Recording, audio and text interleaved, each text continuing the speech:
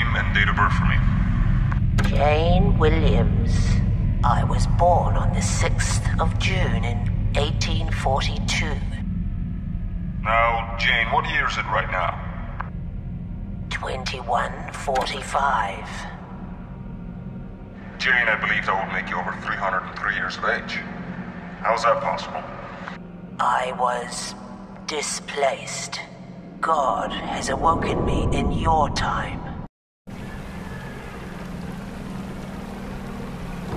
Okay. And when were you displaced? Tell me the last events you remember. I remember I was looking for my grandchildren. We were all at the lifeboats, but we quickly lost them. I decided to look for them around our cabin, below decks. It was dire down there. The lights were dim, and I could hear water flow. Did you know where to find them? I wasn't sure, not until I heard the screams of my boys down the stairs.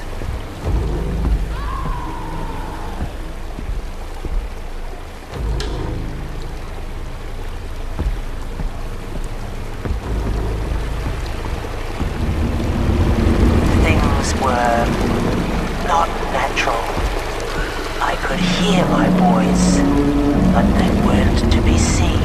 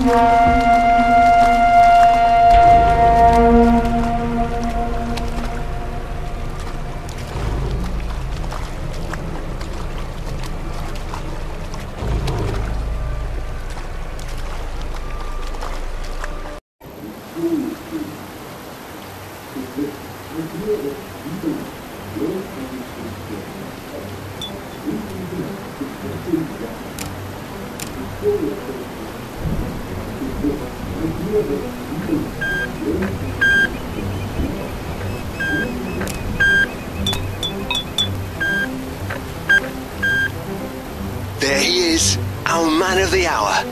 Hope you've gotten some adequate sleep, Hendrik. From what I can see, the ocean wasn't all that graceful last night, but you've made it.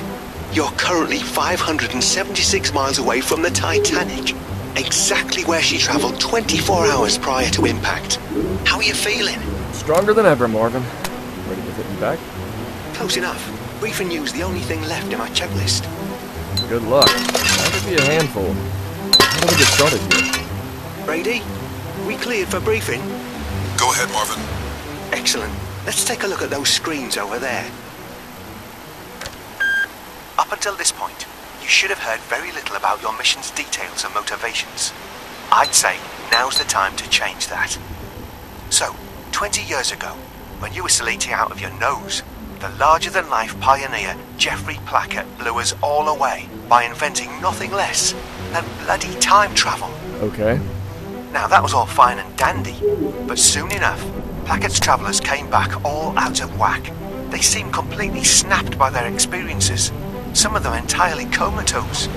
Miraculously, Plackett still continued to run his operation.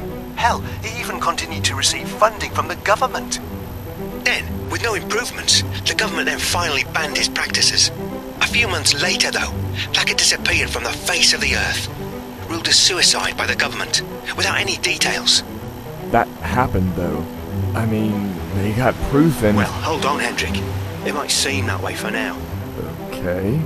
Moving forward 2 years, a 70-year-old woman known as Jane arrived out of the blue, claiming that she came from the sinking Titanic. She then recalled the events with shocking accuracy, and well, people started tying this. Oh, it seems they want us to keep moving. Go ahead and open that door.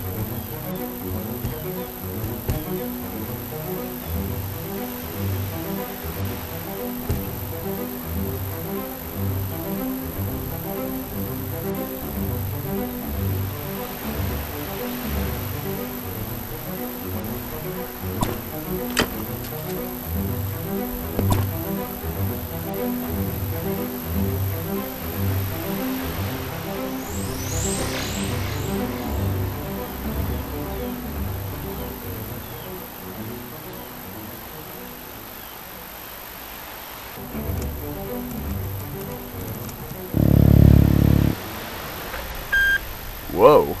Ain't she stunning? You wouldn't believe the amount of money we pumped into that little number. Anyway, where was I? So, Placket had now disappeared, and a woman from the actual Titanic suddenly popped out of nowhere. Now, we did some digging through Placket's records, and we found transcripts of a traveller named Diana, who left for a mission in 2143, but she never returned. Guess where she went? Yep, the bloody Titanic. Wait, what?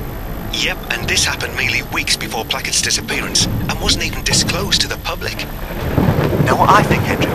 I think our little genius botched Diana's mission and tried to cover up by sending back another passenger, Jane.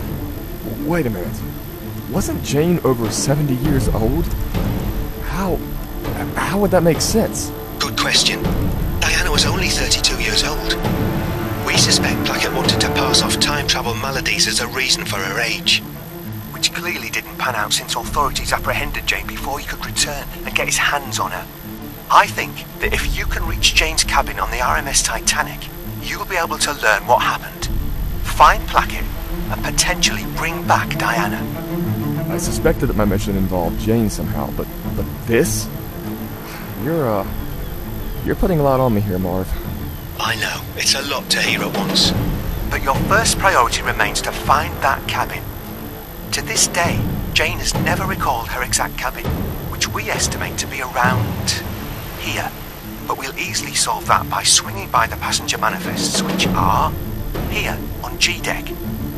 In order to place you in close proximity to these, we'll start off your mission in the front boiler rooms, disguised as a coal shoveler. We'll land you there about 24 hours before impact, giving you ample time to prepare. Hendrik, by all means, this mission should be quite straightforward. Let's hope so. I've gotta ask, what the hell happened to Plackett? I don't think he made it out. Only so much you can do on a sinking ship. You ready? We're getting close to transport here. Open that door as well, please. Let's do it.